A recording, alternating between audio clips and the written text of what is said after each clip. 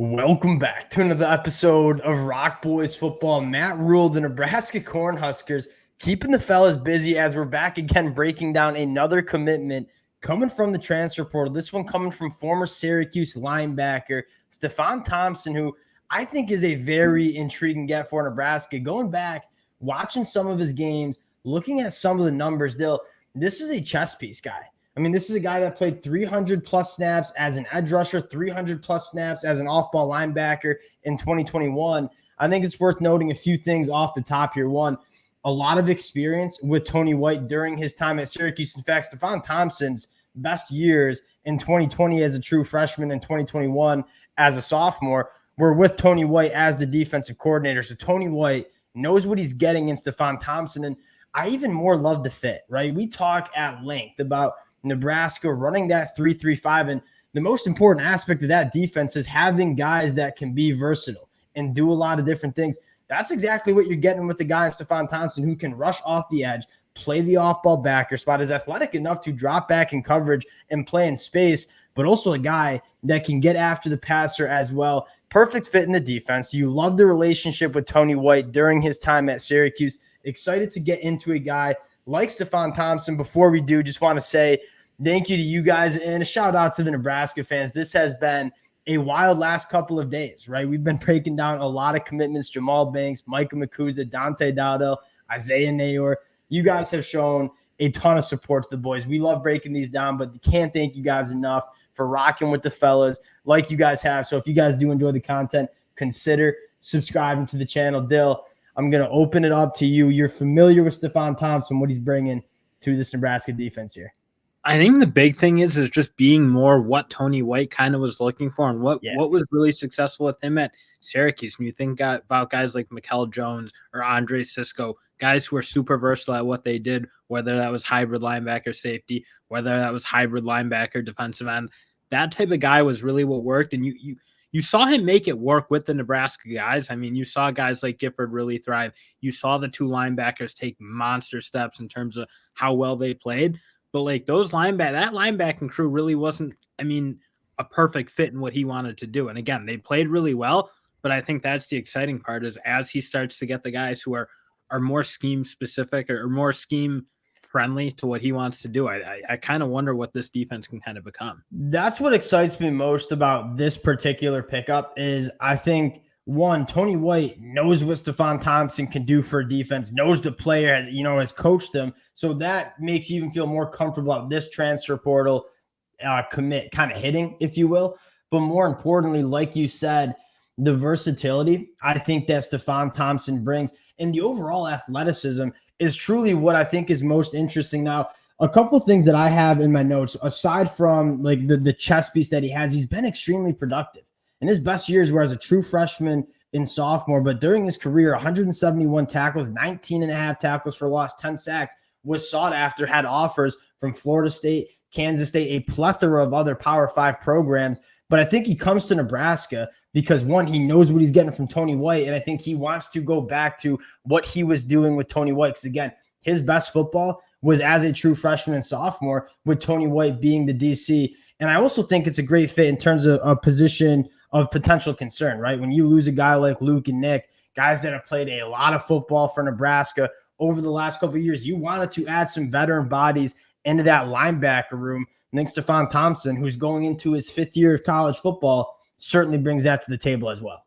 And he just kind of slots in right along with guys like Javin Wright and John Bullock played really good football. So like those two kind of are the more traditional linebacker, probably Wright a little less. So I think you have more Tony White versatility with him.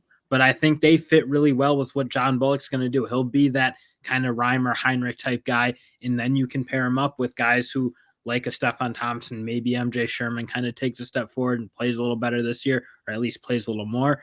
But you kind of are starting to put together, the complete like linebacker room that is the base of that 3-3-5 defense. Because at the end of the day, those are the guys who should be making plays. Either there are a bunch of them on the field. They need to be athletic. They need to be able to play versatile, and you're starting to see that You said it best. I mean, this Nebraska defense was awesome in 2023. But I think it's even more exciting because I think Tony White came in and said, all right, this is my personnel. I have to mold my system around what I have. Now going into year 2, he's able to kind of go after guys like Stefon Thompson in the portal that kind of fit what he wants to do as a defensive coordinator, disguising different personnel packages, moving a guy like Stefon Thompson all around. I'm interested to see how they use him because he looks like a great off-ball linebacker, can go sideline to sideline, but also like flashes as an edge rusher exceptionally well too. So you're going to see him send him on some blitzes. You're going to see him trying to drop back in coverage. And at the end of the day, what's the beauty of the 3-3-5 defense is the versatility and disguise you can have. You just have a bunch of guys around the football. You don't know who's coming. You don't know what guys are doing what. That puts the quarterbacks in a lot of conflict. I think Nebraska had a lot of success doing that in 2023. I think they'll have a lot of success in 2024. Dill, another thing I have in my notes that it has been something that we've talked about with Matt Rhule and his approach in the transfer portal is eligibility remaining. Stefon Thompson is going into his 5th year of college football, but he's got 2 years of eligibility left because he had that free COVID year in which he played and was a phenomenal as a true freshman in 2020, and then took a redshirt year in 2022 after suffering a season-ending injury. And we've had this conversation. Like, Matt Rhule wants to get guys into the program, get them in for multiple years, develop them. A guy like Stefon Thompson, you're getting the best of both worlds. You're getting a guy that's very experienced, but also has 2 years of eligibility that you can kind of grow him and kind of see what he is over the next 2 years with this Nebraska program here. Well, and I think that's kind of a good point and probably shows why Matt Rhule isn't going to take a monster portal class this year. I mean, he's taken the guy, like, they needed wide receiver help. They got wide receiver help. But you're right. The goal of what they're going to do, it's not going to be take a zillion transfers and kind of flip the roster every year. And it's a new team. It's new turnover. I mean, that's the hope that Matt Rhule had. That's what he's got to do. That's what he's always been really good at. I don't think you want to see him like changing his stripes to be something else. It's like you want him to take guys, build them up into something, keep them in for 4 to 5 years, and go win. And that, I think, fits more what he's doing in the portal right now. It's just, again, not a huge class. Took a couple of guys at positions of need, but at the end of the day, it's going to be about getting guys like Gavin Wright to be ready to go, getting guys like Mekhi Bayer going and developing. Like, that's what the bedrock will always be. 100%. I got to give the shout out to the Nebraska listeners to, like, they really pointed that out. And I saw a lot of comments in the comment section saying kind of pointing out the eligibility. I get looking at this class and I'm like, yeah, they're right. I mean, a guy like Dante Dowdle, he's got 3 years of eligibility remaining. A guy like Bly Hill, 3 years of eligibility remaining, going on to only into their 2nd year of college football. But that's not to say you can't use the portal to go get some experience as well. And that one position group we were talking about that really just needed experience. Like, we don't have questions about the talent level for this Nebraska team at the wide receiver room. Right, guys like Malachi Coleman have an extremely bright future, but you got a young quarterback. You don't want a young quarterback throwing to young wide receivers. You want to give him some reliable targets. A guy like Jamal Banks, talked about earlier this morning, Dill, has caught for over 1,200 yards, over 100 catches the last 2 years, 0 drops in 2023. You talk about reliability. He's caught for over 35 first downs in 2023 as well. He is a true wide receiver one that had offers from a ton of Power 5 programs. Isaiah Nayor being that field stretcher. You know Dylan Rhule likes to push the ball to that deeper third. That's a perfect fit for him. But we're also using guys to kind of sprinkle in some youth to this roster. I think Matt Rhule has done a phenomenal job in the transfer portal, looking at the roster they had in 2023 and say, all right, we have a good team. Like, this team would have won a lot more games had they not turned the ball over and really had the lack of quarterback play that they had and suffered the injuries that they did too on the offensive side of the football. But where do we need to continue to improve? And I think one thing he said was we need experienced wide receivers. We want some more depth in the running back room. You add a true kind of stalwart guy on the inside of Micah Mazuka. There's not a lot of boxes left to be checked with Nebraska in the transfer portal. They've identified their targets. They got them on campus, and they got them committed.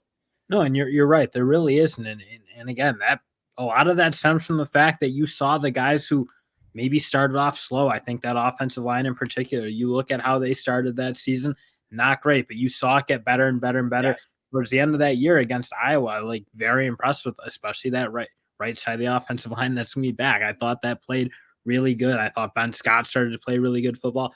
And you say same thing with those defensive guys and those linebackers. Javin Wright got so much better, it felt like, over the course of the year. And you just kind of felt like, man, they're really starting to show how this program's going to work if it works out under Matt Rhule. I'll say it till I'm blue in the face. If there is one, many Nebraska fans know how excited I am about Matt Rhule and what the next couple of years are going to look like. If there's one area that you are massively excited about in terms of kind of projecting Matt Rhule's success that he's going to have in Lincoln, it's that offensive line making the jump it did. And I get, like, Nebraska fans in the comment section said, yeah, this offensive line needs to improve. Not arguing that. But that Nebraska offensive line was not good against Minnesota week 1.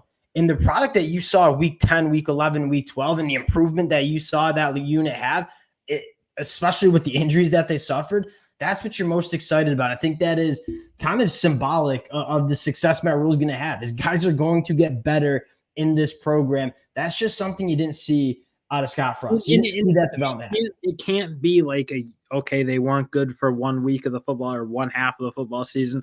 All right, we're changing it out next year. We're going to go with a new starting 5. Frankly, seeing with certain teams doing it, it's like, oh, I didn't think that left tackle played well enough. I didn't think that right guard played well enough.